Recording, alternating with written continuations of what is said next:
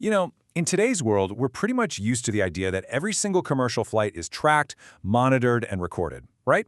I mean, we rely on super advanced radar, constant satellite communications, you name it. So when an entire massive aircraft just completely vanishes, it completely shatters our expectations of how air travel actually works. Welcome to today's Explainer, where we're going to systematically break down the facts of a seriously perplexing aviation mystery, the sudden and frankly shocking disappearance of a Pakistani cargo plane. Let's just jump right into the central question of this whole mystery. How exactly does a massive cargo plane vanish without a trace in just 5 minutes? It's the kind of question that instantly grabs you. We are talking about literally tens of thousands of pounds of engineered metal packed with cargo flown by a highly trained crew. For something of that sheer size to just drop off the map in less time than it takes to make a cup of coffee, it's just baffling. Keep that tiny 5-minute window in the back of your mind as we go through this explainer, because it is absolutely crucial to the whole story. All right, let's start with part 1, the mid-air disappearance. To really wrap our heads around this anomaly, we need to look at how it all started. Like most major incidents, this began as a totally routine day. The route was a standard, everyday jump from Sharjah in the UAE, heading east toward Karachi in Pakistan. And the aircraft making this run was a Boeing 737 cargo jet, which is one of the most common, reliable airframes in the world. But look, beyond the specs and the routing data, we can't forget the human element here. There were 5 professional crew members on board, just doing their jobs, trying to get to Karachi. So this isn't just a missing machine we're talking about, it's 5 missing lives. Everything started off perfectly fine. The takeoff from Sharjah, totally normal. The initial climb, normal. The flight was progressing exactly as planned.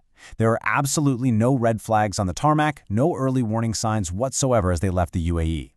It wasn't until the aircraft actually left the safety of the coastline and hit the vast, isolated skies right above the Arabian Sea that things took a turn.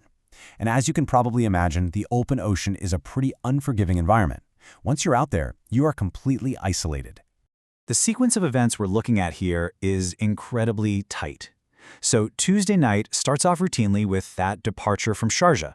But then at exactly 9:32 p.m., the control room abruptly lost all communication with the crew. And there was no prolonged distress call, no frantic troubleshooting over the radio, just boom.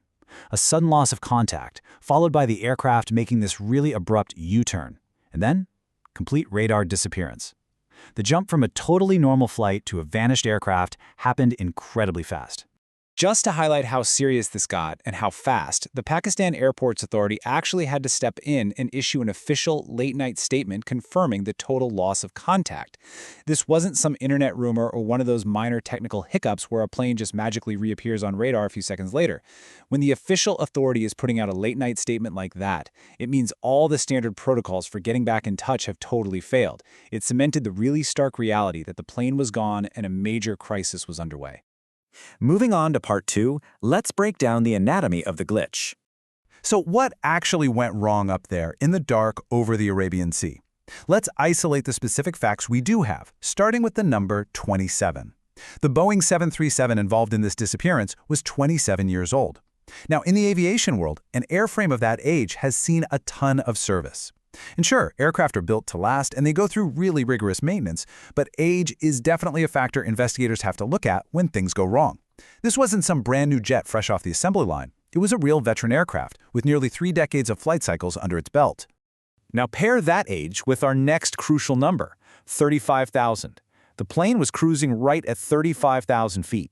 That's a standard cruising altitude, sure, but it's also a totally hostile environment of extreme cold and low pressure.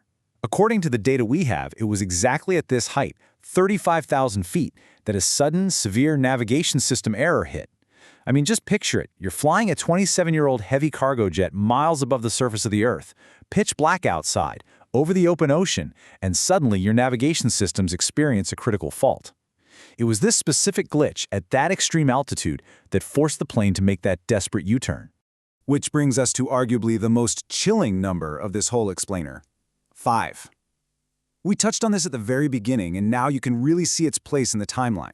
It took a mere 5 minutes from the exact moment that navigation glitch happened and the U-turn began for the entire aircraft to just vanish from the radar screens. 5 minutes. That is a terrifyingly short window of time. It tells us that whatever happened after that initial system error, it definitely wasn't some slow, controlled descent. It was a rapid, catastrophic event that ended with the plane disappearing from all tracking systems in just 300 seconds. And that brings us to part 3, the massive search operations. Obviously, when a massive plane goes down over the ocean, the response requires an incredible amount of coordination. And the sheer scale of this multi-agency operation is honestly staggering. The Pakistan Navy immediately deployed 2 specific warships right to the area, the PNS Zulfikar and the PNS Hunain. And up above them, you've got Air Force surveillance planes providing this critical overwatch, constantly scanning the surface of the water. Plus, it's not even just the military out there. Civilian commercial ships that happen to be in the area have also joined in, creating this absolutely massive, coordinated search grid. So right now, these joint rescue teams are out there scouring the ocean with just a massive sense of urgency.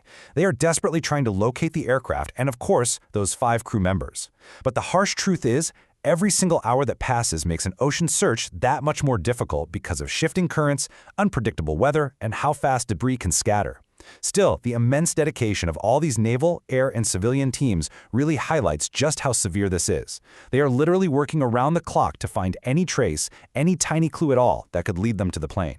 But we have to wrap up today's explainer with a pretty stark, sobering reality. Despite this absolutely massive multi-agency operation, despite the warships, the surveillance planes, the commercial vessels out there looking, neither the Boeing 737 nor the 5 crew members have been found.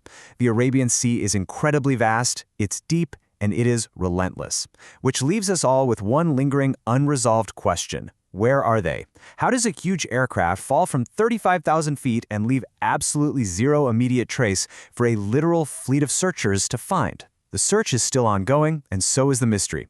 Thanks so much for joining me for this explainer today, and definitely keep these details in mind as we all watch for any new developments in this truly baffling case.